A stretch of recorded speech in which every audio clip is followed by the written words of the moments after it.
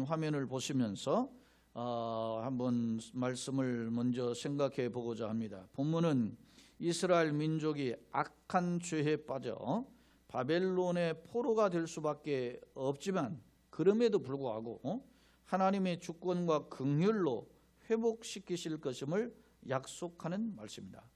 오늘 12절 24절의 내용은 이러한 내용이 주가 되어 있어요.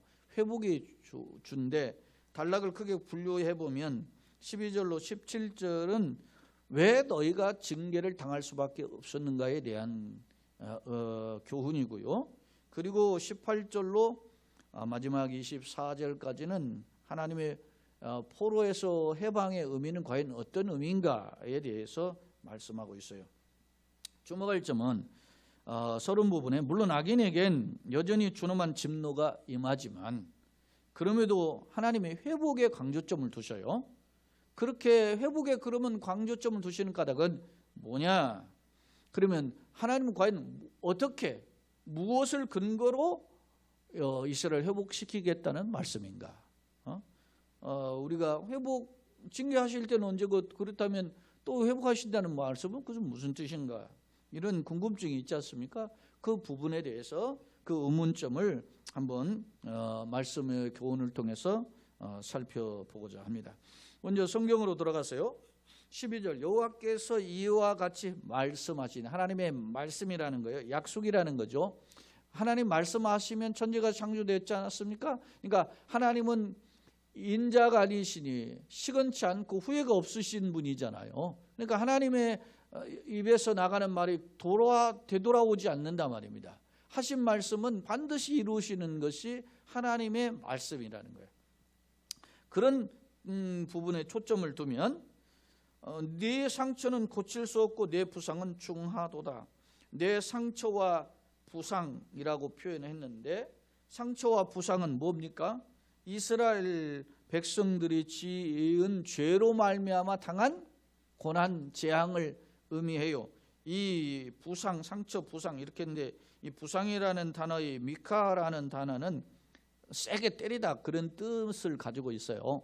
그러니까 세게 맞았죠. 하나님의 징계로 말미암아 맞았죠. 맞은 표현이 뭐였습니까? 바벨론에 이미 북왕국이라는 나라는 이미 아수르에서 멸망한 지 벌써 120년이 훌쩍 지났고 남한국은 이미 두 번째 아수르라는 나라를 멸망시켰던 또 다른 나라 바벨론이라는 나라에 의해서 1차 포로, 2차 포로로 끌려간 상태예요. 아직 망하지는 않았지만 그러면서 그 결국에는 망하게 될 것이다라는 말이죠. 그런 어떤 상처나 이 부상은 중하도다. 매우 심각한 상황이다 라고 하는 점을 상기하고 있습니다.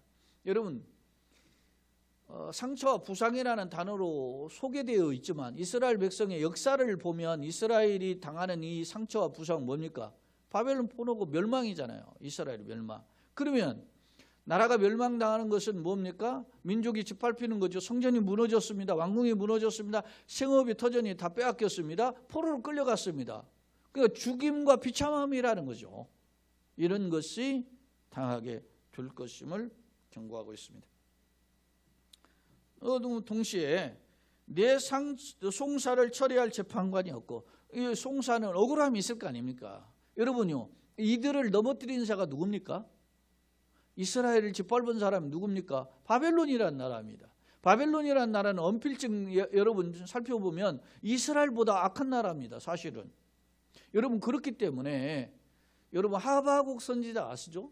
하박국 선지자에게가 하나님의 공의를 따져 물은 선지자예요.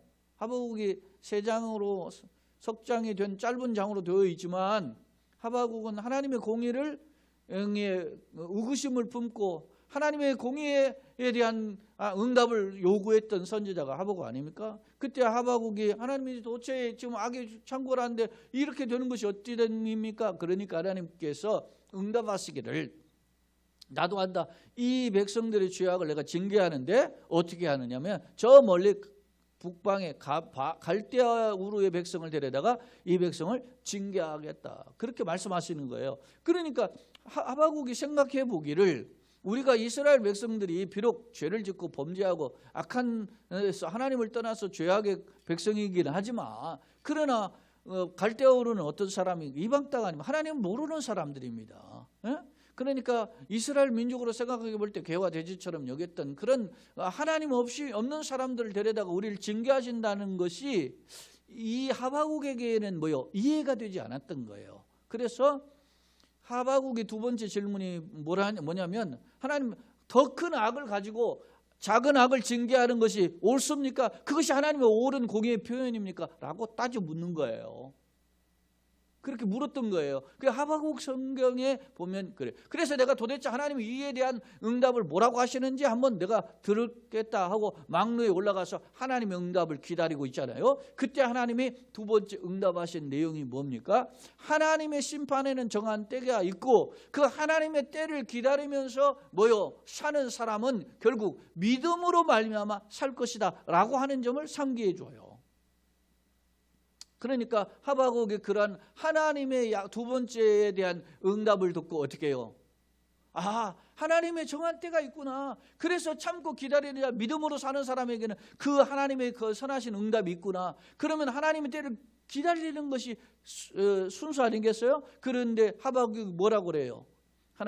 하나님의 뜻을 이 수년 내 빠른 시일 내에 응답하여 주시옵소서. 그러면서 그가 노래하죠. 내가 무화과나무에 소출이 없고 감람나무에 소출이 없고 외양간에 송아지가 없을지라도 나는 여호와로 인하여 즐거워하리라. 그런 찬양을 하게 되는 거예요. 그게 우리 찬양에도 나오지 않습니까? 제가 어렸을 때 많이 불렀던 찬양에 무화과나무 잎이 마르고 그 찬양 있지 않습니까? 아이들의 우리 복음성에 그럴 것입니다. 하나님의 뜻을 발견하니까 찬양했던 거예요. 그런데 여러분 보세요. 오늘 본문 다시 돌아와서 내 송사를 처리할 재판관이 없어. 억울하잖아요. 이스라엘 백성이 지금 바벨론에게 끌려가고 멸망하게 된다면 억울함이 있지 않습니까? 그런데 그거에 대한 소송을 재판할 재판관이 없는 거예요. 변호해 줄 사람이 없다는 거예요. 이 재판관이 없다라는 말은 변호사가 없다는 거예요. 한마디로. 요즘에도 그런 게 아닙니까? 유전 무죄 시대 속에 보면 돈 있는 사람들이 드라마나 이런 거에서도 보면 실제적으로 그렇게 나오고 영화에 베테랑이라고 하는 거기에서 보면은 말이지 실화를 이렇게 모티브해서 그걸 만들었다 그러잖아요. 그 베테랑이 뭡니까?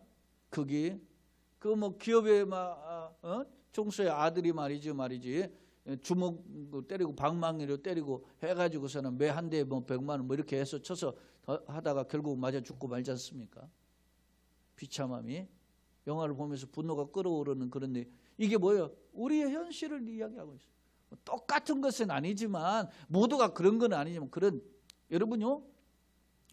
우리가 그래도 여러분 이렇게 살아가면서 그래도 교회가 말이지 선한 일을 하고 했던 것이 있었는데 모두 다 그냥 싸잡아 가지고서는 교회는 없어져야 할 대상으로 요즘 공격당하고 있지 않습니까? 바이러스가 오니까 교회가 속수무책임. 바이러스가 속수무책이 아니라 교회가 속수무책이에요. 쑥쑥쑥쑥 들어오고. 제가 늘 이야기하는 거예요.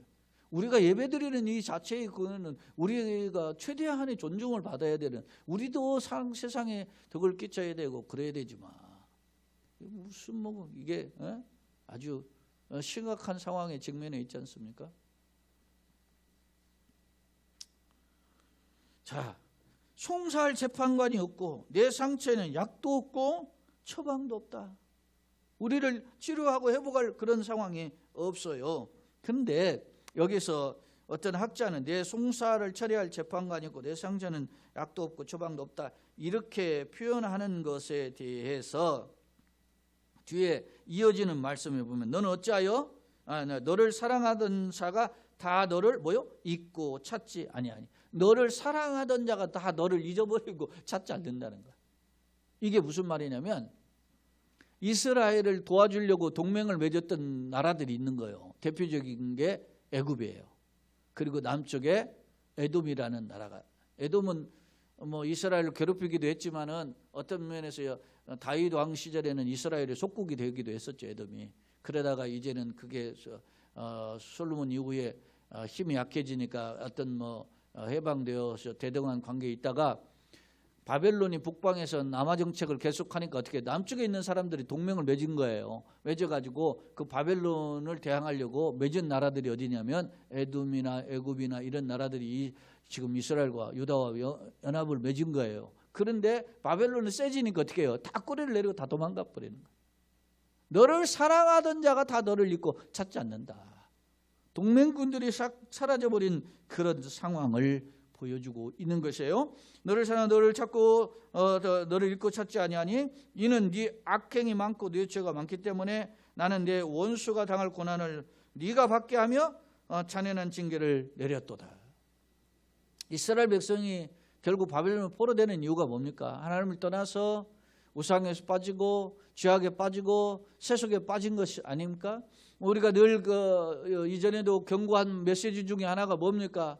우리의 가장 큰 문제점이 하나가 뭐냐면 세속주의예요. 세속주의. 우리가 교회가 세속화돼 가지고 세상에 추구하는 것만 쫓아가다가 하나님의 능력을 잃어버리는 거죠. 맞지? 그래서 불신자들보다도 못한 어떤 안목을 갖게 되어버린 거 아닙니까? 예? 뭐 교회가 저러면 안 되는 거 아니냐? 세상들은 이야기했는데 교회는 그걸 가지고 축복이라고 이야기했으니 그것이 우리가 스스로 돌아봐야 될 회개의 근거들이란 말이에요. 이런 일을 통해서 한번 돌아보게 됩니다. 제가 어제 새벽하고 오늘 아침에도 제가 이렇게 외당을 이렇게 돌면서 기도하는 것 중에서 떠오르는 말씀이 역대하 7장 14절 말씀이에요. 이 땅에 너희가 하나님 앞에서 떠나서 이 땅에 기근이 있고 전염병에 행하게 될 때에 하나님 앞에 너희가 돌아와서 겸손히 엎드려 하나님 앞에 하나님을 구하면 이 땅을 고칠지라 그랬거든요. 구체적으로 전염병으로 창궐을 할 때 하나님 앞에 엎드리면 그곳이 어디냐면 그곳이 성전이었단 말이에요. 그때 이 역대하 7장에 되면 성전 봉헌할 때 솔로몬이 그때 하나님이 성전 봉헌식에 나타나셔서 구름 가득함으로 나타나셔서 솔로몬에게 하신 말씀 아니겠습니까? 이 땅을 치료하시는 회복의 기결이 뭐냐면 주님께 돌아가는 것입니다. 사랑하는 여러분, 어찌됐든 형편이 옛날보다 못합니다. 형편이 옛날보다 예배드리기가 어려운 상황입니다. 형편이 옛날보다 더 힘들고 어려운 상황이 반복되고 있습니다. 거기에 추위가 있고 뭐 공권력도 있고 뭐 바이러스가 창궐하고 막 이런 상황이 계속 반복되는 설상가상의 상황이지만 그럼에도 불구하고 주님을 찾으면 주님께서 시험 당할 길에 피할 길을 내서 능히 우리를 감당케 하시는 길을 열어주시기를 소망하고 그렇게 열어주실 줄로 믿습니다. 그런 기대가 있기를, 그런 소망이 있기를, 그리고 그런 엎드림이 있기를 간절히 소원합니다. 자, 너를 사랑하던 자가 다 너를 잊고 찾지 아니하니 이는 네 악행이 많고 네 죄가 많기 때문에 나는 네 원수가 당할 고난을 네가 받게 하며 잔인한 징계를 내렸도다. 그러면서 너는 어찌하여 네 상처 때문에 부르짖느냐? 내 고통이 심하도다. 내 악행이 많고 내 죄가 허다함으로 내가 이 일을 너에게 행하였다. 여기에 보면 내 상처 때문에 부르짖나 내 고통이 심하다. 내 악행이 많고 내 죄가 허다함으로 그랬어요. 내 악행이 많고 내 죄가 많다. 이건 우리의 어머니. 여러분요, 제일로 답답한 게 뭐냐면 어려움을 당했는데 그걸 위기로 여기지 않는 거 아니겠습니까? 지금이 그렇지 않는가? 제가 요즘 보면서 그런 생각이에요. 지금 위기인데 위기라고 생각하고 엎드려야 되는데 그렇지 않는다. 심각한데 목사인 저 자신을 부르떠서 우리 한국 교회나 우리 교인들이 한번 되돌아봐야 됩니다. 여러분요, 예를 들어서 뭐 시험 공부를 한다, 뭐 예를 들어서 대학을 지나간다, 어디 뭐 군생활을 간다, 어디 뭐 예를 들어 결혼을 앞두고 있다, 뭐 어디 직장을 그러면 본인들이 매달려야 되는 거예요. 일을 행하시는 여호와 일을 지어 성취하시는 여호와라 그랬어요. 이사야 45장에 해 뜨는 데서부터 해 지는 데까지 나만이 여호와라. 나는 평안도 짓고 환난도 짓는다. 나는 여호와라 그랬어요. 여러분, 당대 세계 최강의 황제가 누굽니까? 고레스입니다. 페르시아의 황제 케세스라고 하는 고레스인데 이 고레스에게 너는 나를 알지 못할지라 나는 너에게 칭호를 주었다. 그러면서 내가 말씀해요. 네가 세계 최강에서 네가 잘나서 승리하는 게 아니고 내가 너보다 앞서가서 험한 길을 평탄 깨고 새빗장을 걷고 논문을 쳐서 부수며 그가 감추인 보아 어둠 속에 감추인 전부를 그것을 너에게 주어서 너로 그것을 주신 자가 여호와 하나님인 것을 알게 하신다. 그러니 우리가 그 하나님 바라봐야죠. 믿음의 눈으로 바라봐야 되는 겁니다. 오늘 그런 상황에 이르지 못하고 죄악에 가득했던 이스라엘의 당대의 형편을 보여주고 있는 것입니다. 그래서 16절에 그러므로 너를 어떻게 해요? 먹는 모든 자가 자는 잡아먹힐 것이며 내 모든 대적은 사로잡을. 그런데 이제 전환점이 되었어요. 너를 심판했는데 그 심판의 도구가 누구였습니까? 바벨론이라는 나라였습니다. 여러분 북왕국이 이미 멸망해서 120여 년 이전에 북왕국을 멸망하게 한 나라가 누굽니까? 아수르였습니다. 그런데 아수르가 지금 이 예레미야 선지자가 편지를 쓸 당시 어떻게 했습니까? 이미 북왕국이 그걸 멸망시켰던 아수르라는 나라가 바벨론이라는 나라에 멸망하고 말았어요. 언제? 남쪽에 유다가 1차 포로 끌려가고 2차 포로 끌려갔잖아요. 남쪽 유다가 끌려가기 전에 1차 포로가 되는 그게 605년인데 아마 609년에 견전 609년에 소위 말하면 갈그미스 전투에서 그 아수르와 바벨론의 군대가 한방 붙어가지고 아수르 군대가 완전히 무너져 버리는 거예요. 그러니까 아수르가 완전히 망하는 거예요. 아수르의 수도가 니느웨가 멸망시키는 멸망다. 여러분요, 북왕국을 멸망시켰던 세계 최강의 아시리아가 망해버리는 거예요. 왜 망했을까요? 여기 오늘 보면 16절에 근거 너를 먹는 모든 자가 잡아먹힐 것이다. 너를 먹는 자가 누굽니까? 아수르였죠. 그리고 또 누구예요? 바벨론이에요. 그러면 그들이 세계 최강이 되어서 세상을 정복하려고 할 때 어떻게 해야 됩니까? 자기의 힘이 아닌 하나님의 힘으로 이렇게 우리가 부강한 나라가 되었구나 라고 생각하지 않았다는 겁니다. 그래서 그들도 결국은 멸망하게 될 것이라는 것이죠. 사랑하는 여러분, 여러분요 성경에 보면 잔치집에 가는 것, 결혼식에 가는 것보다 초상집에 가라 그러죠. 초상집에 가는 게 더 낫다 그렇게 이야기. 왜 그랬습니까? 초상집에 가면 자기의 뭐를 돌아봐요. 죽음을 나도 결국 죽게 될 것이다 생각하고 초상집에 대해서 결국 숙연한 마음을 갖고 자기 삶을 되돌아보는 소위 반추하는 그런 계기를 삼거든요. 그런데 여러분요 초상집에 가서 잠깐 있다가 아이고 호상이 어겁설마 밤새 즐기고 히득거리는 사람들 많지 않습니까? 늘 뭐 상주도 뭐 마찬가지고 뭐 다 경건하지 않아요. 엄숙하지 않아요. 남의 죽음은 그냥 잊어버리는 것이 흔한 우리의 인간의 모습이에요. 남의 멸망을 타산지석을 삼아서 다른 나라가 멸망하고 다른 나라가 쇠함을 받는 것을 타산지석을 삼아가지고 인간은 공한 존재구나, 저렇게 추구해봐야 소용이 없구나, 하나님 없이 사는 것은 정말로 불행한 인생이구나 라는 걸 깨닫고 하나님을 찾아야 되는데 그렇지 않고 세상을 쫓아가는 그런 사람의 모습처럼 여전히 쫓아가는 것처럼 그게 어리석음이 없다라는 것이죠. 오늘 16절 17절은 바로 그런 것을 보여줘. 너를 먹는 모든 자는 잡아먹힐 것이다. 너를 먹는 자가 누굽니까? 두 종류죠. 하나는 아수르고 하나는 바벨론이죠. 결국 그들은 잡아먹힐 것이며 내 모든 대적은 사로잡혀 갈 것이고 내게서 탈취해 간 자는 탈취를 당할 거다. 아수르가 자기네들이 흥왕했는데 바벨론이 망했잖아요. 바벨론 흥왕했는데 어떻게 했습니까? 메디아와 페르시아의 연합군에서 멸망당하잖아요. 바벨론에. 예? 여러분 아이러니예요.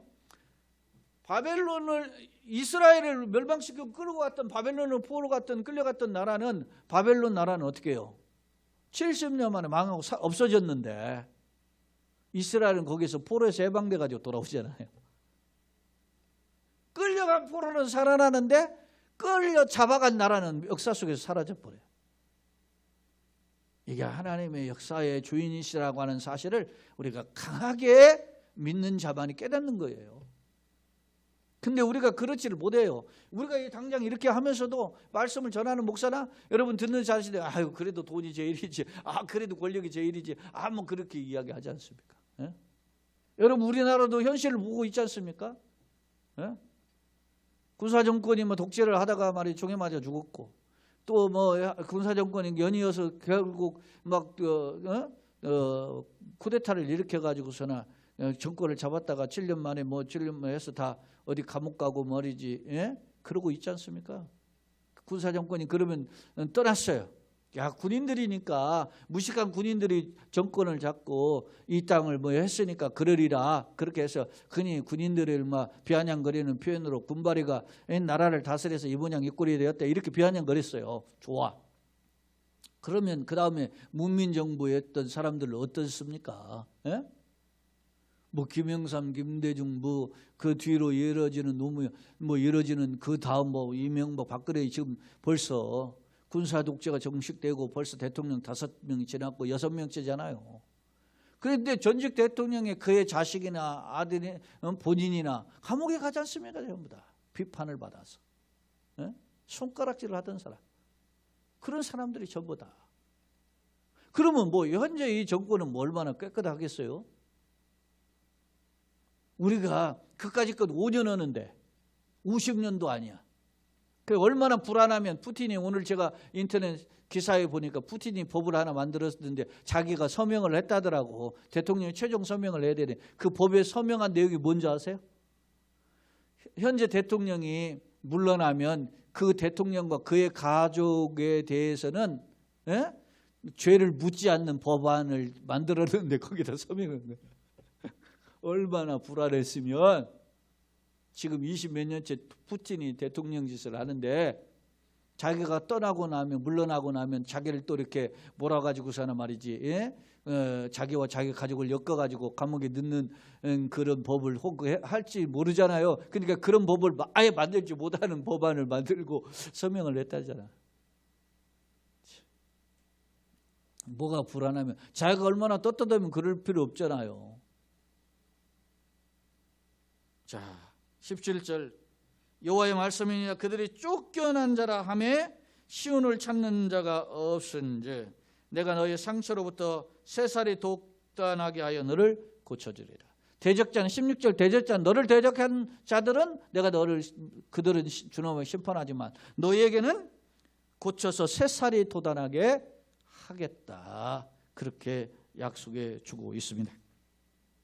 두 번째 단락인데요, 여호와의 말씀이니라 또 하나님의 약속이죠. 보라, 내가 야곱의 장막의 포로들을 돌아오게 할 것이고 그 거처들의 사랑을 베풀 것이다. 포로 해방이죠, 회복이죠. 그 거처들을 이제 사랑을 베푸는데 어떠냐? 대표적으로 성읍은 그 폐허가 된 언덕 위에 건축될 것이요. 이 성읍이라고 했는데 이 성읍은 사실은 성전이에요. 성전이 회복될 것을 이야기하고 있고, 그 보루는 이제 있는 앉는 그 일종의 집과 같은 곳이잖아요. 이거 예전 성경에는 궁궐로 번역이 됐는데 지금 보루로 했는데, 이게 이제 성전과 궁궐은 이스라엘을 대표하는 것 아닙니까? 성전은 하나님을 제사하는 곳이에요. 궁궐은 어떤 곳입니까? 왕이 있는 것, 다윗 왕권이 있는 곳이죠. 그곳은 규정에 따라 내가 사람이 살게 하다. 그렇게 만들 것이다. 다시 말하면 회복의 은총을 이야기하고 있어요. 그래서 그들에게는 감사하는 소리가 나오고 즐거워하는 자들의 소리가 나오리라. 감사와 기쁨이 있는 거죠. 그 다음에 내가 그들을 번성하게 하리니 그들의 수가 줄어들지 아니하겠고, 번성의 의미가 계속 반복되어 내가 그들을 존귀하게 하리니 그들은 비천하여지지 아니하리라. 역설이죠. 이중부정은 강한 긍정이니까. 그의 자손은 예전과 같겠고, 예전에 그 번성했을 때의 모습, 그 회중은 내 앞에 굳게 설 것이며 그를 반대로 압박하는 모든 사람 내가 다 벌하리라. 대조적인 결과를 보여줘요. 하나님의 백성을 회복하고 하나님의 백성을 넘어뜨렸던 대적자는 심판하시겠다. 자, 그 영도자는 그들 중에서 나올 것이요. 영도자는 왕이죠. 그 통치자도 그들 중에서 나오리라. 왕 지도자죠. 자, 내가 그를 가까이 오게 하리니 그가 내게 가까이 오리라. 참으로 담대한 마음으로 내게 가까이 올 자가 누구냐? 여호와의 말씀입니다. 하나님께서 회복시켜 주실 것이다. 그렇게 말씀하면서 22절은 굉장히 관용구로 사용되었던 표현인데요. 너희는 내 백성이 되겠고 나는 너희의 하나님이 되리라. 뭐 출애굽기 6장 7절에나 또 뭐 호세아 2장에 있어라 이런 말씀이었는데 이건 뭐요? 나는 너희 하나님이고 너는 나의 백성이 되리라. 하나님과의 뭐요? 인과관계가 어떤 존재인가를 분명히 보여주는 거예요. 내가 누구냐? 이스라엘 정체성이고 이스라엘 선민의식이 분명한 것을 심어주는 거예요. 다시 한번. 그러면서 보라 여호와의 노여움이 일어나 폭풍과 회오리 바람처럼 악인의 머리 위에서 회오리 칠 것이다. 그럼에도 불구하고 이스라엘은 회복할 것인데 반대로 대적자는 어떻게 해요? 회오리 바람처럼 그들에게 존엄하게 심판이 있을 것임을 경고해요. 24절 여호와의 진노는 그의 마음의 뜻한 바를 행하여 이루기까지는 돌이키지 아니하나니 너희가 끝날에 그것을 깨달으리라. 너희가 끝날에, 이 끝날은 말일이라 이렇게 예전 성경에 되어 있는데 이 끝날은 뭐냐면 하나님 정한 때예요. 하나님 정한 때가 어떤 때예요? 하나님의 왕국을 회복하는 때이고 메시아를 통한 회복이죠. 엄밀히 말하면 여기에 지금 우리가 이 말씀을 이렇게 살펴봤는데 이런 때가 언제 이루어지냐? 원근 통치법으로 하면 가깝게는 바벨론의 세봉이지만 궁극적으로는 뭐요? 메시아를 통한 해방이에요. 여기 보면 너희의 영도자, 너희의 통치자가 거기에서 나온다 그러잖아요. 즉 궁극적인 왕, 통치자가 누구겠어요? 메시아를 통한 회복이죠. 그래서 이스라엘 민족은 메시아가 오면 이렇게 회복될 줄 알았던 거예요. 그래서 예수님이 오시니까 그분이 메시아라고 하니까 메시아가 오면은 이렇게 회복된다고 하니까 자기를 그때 당시 짓밟고 있는 나라가 어디예요? 로마 아니었습니까? 노마를 몰아내고 대적자인 노마를 몰아내고 우리를 그 가운데서 해방시킬 것을 기대했던 거예요. 그러니까 그 당시에 소위 말하면은 뭐요 셀롯 땅이라고 하는 열심당이라고 말입니다. 이런 사람들은 오늘날 말하면은 말이죠 저 독립운동가예요. 우리로 말하면 일제 시대에 따지면 독립운동가. 그런 사람들이 막 그렇게 열광했다는 거예요. 그게 가나나인이에요. 그런데 그 사람들의 입장에서 보니까 누구예요? 그 가나나인 시몬과 그리고 가룟 유다가 한 12명의 제자 중에 6번째 팀이잖아요. 한 그룹이었는데 가룟 유다가 말이지 그런 예수님이 자기가 십자가에 죽고 희생해야 된다 하는 말씀을 계속하니까 그걸 못마땅히 여기고 말이지 그러려면 내가 팔아버려야 되겠다. 팔아먹지 않았습니까? 자기가 기대한 메시아상이 아니라는 거예요. 열광했어요. 오병이가 일어나 열광해요. 귀신 쫓아내는 열광해요. 2,000명의 말이에요. 군대 귀신이 말이지 떠나가는 정도는 어마어마한 역사 아닙니까? 죽은 자가 살아나요. 열광해요. 저분이 바로 메시아다. 정말 그렇다. 저분이라면 5,000명을 먹여주셨던 것처럼 이스라엘 먹여 살리고 노마의 억압에서 우리를 해방시키려고 이렇게 기대했던 거예요. 가룟 유다가. 그런데 예수님 죽는다고 하니까 상심해가지고 죽으면 결망 아닙니까? 그러니까 그것을 통해서 예수님을 깨닫지 못하고 배반해버린 거죠. 자기가 차라리. 그런데 똑같은 열심당한 그런 사람 가나나인 시몬 같은 경우는 배반하지 않고 예수님을 쫓아가요. 내가 회복한다, 내가 해결한다라고 하는 그 독립운동은 진정한 의미의 회복이 아닌 거예요. 여러분요, 아무리 우리가 지금 살아가는 시대에 한번 생각해보면 상식적으로 봅시다.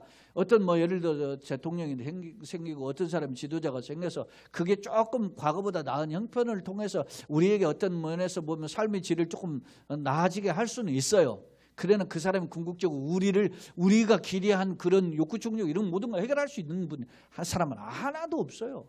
어느 나라건 어느 시대건 어느 어떤 그 지도자건 그렇게 만족시킬 수 있는 지도자 아무도 없는 거예요. 궁극적인 지도자는 오직 메시아이지 예수밖에 없어요. 그래서 그가 왕되심을 소망하는 겁니다. 그의 다스림심을 소망하는 거예요. 에? 우리가 예전에 그 찬양 중에 예수 우리 왕이여 이곳에 오셔서 이곳에 자정하서 다스리시옵소서라고 하지 않습니까? 그러니까 우리의 가지고 있는 삶의 방향성이 예수로 좀 바뀌어야 되는 거죠. 예수를 믿었는데 세상에 추구하는 명예와 권력과 세상의 재미와 자랑과 이런 것에 여전히 집착했다면 그런 예수를 잘못 믿는 거죠. 우리가 예수를 믿으면 우리의 그런 어떤 방향성이 이게 참 바뀌기가 어려워요. 제가 살아보니까 그래요. 참 나도 정말 주님 뜻대로 산다, 주님 모든 걸 보겠다 그러는데 여전히 그게 막 내 인간적으로는 어떤 그 감정적으로나 정서적으로나 지식적으로 이런 열기적 이런 것들이 여전히 남아 있고, 그리고 내가 가지고 있는 가치관을 버렸다고 하고 성령의 그 가치관으로 채웠다고 생각했는데 여전히 아직도 세속주의적인 인본주의적인 생각들이 많고, 이런 게 있단 말이에요. 사랑하는 여러분, 이걸 걸러내고 우리를 이기게 하고 하실 수 있는 힘이 뭡니까? 성령 하나님입니다. 은혜가 부어져야 되는 것입니다. 하나님의 말씀에 붙들리고 하나님의 손에 붙들리지 않고는 우리가 결코 이런 도전에서 승리할 수 없습니다. 바라기는 오늘 우리가 몇 분이 예배드리는지 모릅니다. 현장에 올라오면 목사가 이렇게 보이니까 알 수 있는데 영상으로 드려지는 예배 현장에 누가 예배를 할 수 있는지는 모릅니다. 그러나 영상으로 참여하는 우리 모두에게 주의 은혜가 부어지기를 예수님의 이름으로 축원합니다. 그래서 이런 회복의 은총을 더 있기를 소원합니다. 여러분 생각해 보세요. 자, 그럼 우리에게 궁금증이 하나 생깁니다.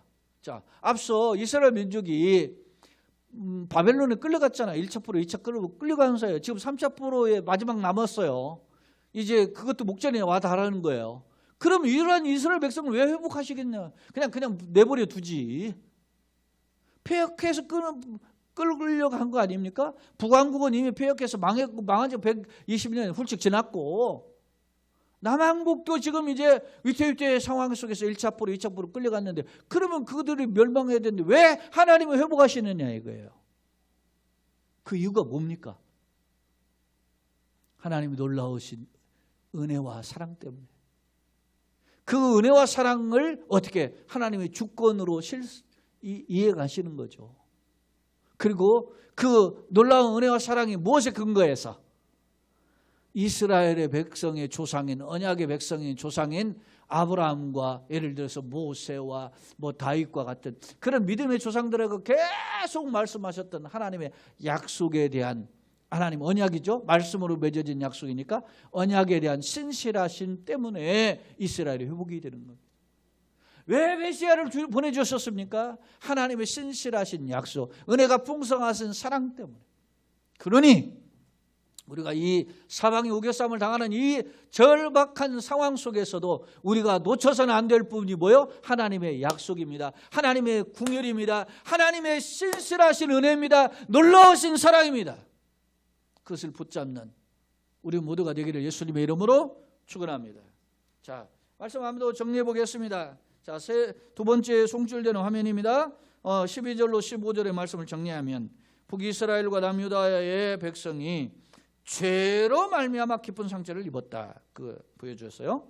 그러나 16, 17절 하지만 그럼에도 하나님은 그들의 상처를 싸매고 치유하실 것을 약속하셨어요. 자, 그러면 18절로 20절 하나님이 이스라엘을 회복하시되 그들이 번성하며 존귀할 것을 약속하신단 말입니다. 그 대표적인 그게 뭐냐 이거예요. 왜 이렇게 하시느냐. 21절 22절 하나님과 이스라엘의 백성의 회복 상태는 언약 관계로 회복하실 것이다. 언약에 근거해서 약속하셨기 때문에. 마지막으로 반대로 하나님을 떠난 악인과 그들의 이스라엘 넘어뜨렸던 대적자들에게 어떻게요? 준엄한 심판이 따르게 된다. 사랑하는 여러분, 여러분이 북녘 땅의 지하 교인이 적게는 20만, 많게는 30만까지 봅니다. 이 북한의 2,500만 명의 100분의 1이죠. 그런데 남북이 저렇게 분단된 지 여러분 1945년에 뭐 이렇게 갈라졌고 1950년 6.25가 있고 53년대 뭐 휴전이 있었지만은 벌써 그런 뒤로도 70여 년이 흘렀어요. 그럼 어떻게 보면 참 북녘 땅에 있는 동포들이 참 어떻게 보면 힘든 고난의 터널을 겪고 있지 않습니까? 우리가 1년 이렇게 코로나를 겪어보니까 참인데 그분들은 코로나보다 더한 그 고난의 터널을 겪고 있어요. 무슨 죄가 많아서 그렇겠어요? 사랑해요 여러분, 우리가 예수를 잘 믿어 우리가 정말 뭐 해서 이렇게 복되는 걸 누립니까? 정말 하나님의 은혜인 거예요. 우리가 잘나서가 아니고 오직 하나님의 은혜. 지금까지 걸어온 것에 대한 올 한 해를 돌아보면서 감사하시고, 남은 이제 한 일주일 남았습니다. 남은 기간 하나님 앞에 감사하시고 기쁘다 구주 오셨네 찬송하고 또 베푸실 은혜를 기대하면서 새해를 맞이하는 그런 우리 모두가 되기를 예수님의 이름으로 축원합니다. 자, 세 번째 화면입니다. 징계의 의미와 회복의 의미. 자, 징계의 의미는 뭡니까? 죄악에 대한 준엄한 징계의 불가피성을 강조해요. 그러니까 하나님의 공의에 따른 심판이었다는 거죠. 그러나 반대로 회복의 의미는 뭡니까? 첫째, 하나님의 주권에 따른 은혜의 불쌍히 여기심을 통한 회복이죠. 주권과 불쌍히 여기심을 통한 회복이에요. 그리고 그 하나님의 회복은 뭐에 근거해요? 조상들과의 약속, 언약에 하나님은 뭐요? 신실하신 하나님이시다. 오 신실하신 주, 그 찬양 있지 않습니까? 그러면 이스라엘 넘어뜨렸던 대적자는 어떤 것인가? 심판에 이스라엘 넘어뜨려 징계하는 심판의 도구 사용되었지만 그러나 하나님을 떠나서 교만한 자들은 어떻게요? 징계를 피할 수 없어요. 바벨론의 느부갓네살이 얼마나 화려한 왕입니까? 그러나 그는 결국 사라지고 말았어요. 결론입니다. 본문은 유다의 회복을 예고하는 말씀으로 내용을 들여다보면 예루살렘 성전 왕궁이 재건될 것임을 약속하는데 앞서 18절에 거론된 말씀을 살펴봤죠. 이는 이스라엘 민족의 총체적인 회복을 암시하며 구체적으로는 바벨론 포로에서 해방은 물론 다윗 왕권의 회복임을 알 수 있어요. 다윗 왕권의 회복은 뭐예요? 메시아를 통한 회복이에요. 그렇다면 징계의 배를 엄하게 두셨던 그 하나님께서 무슨 까닭으로 이스라엘 백성을 이렇게 회복시켜 주신다고 약속하시는 것일까?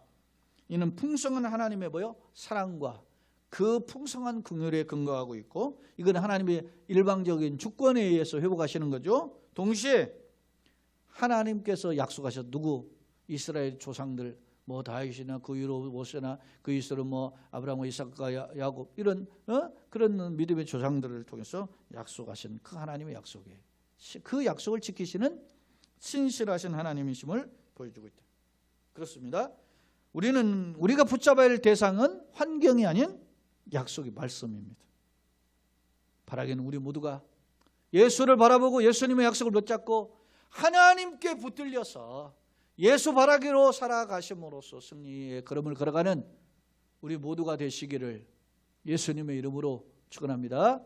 아멘.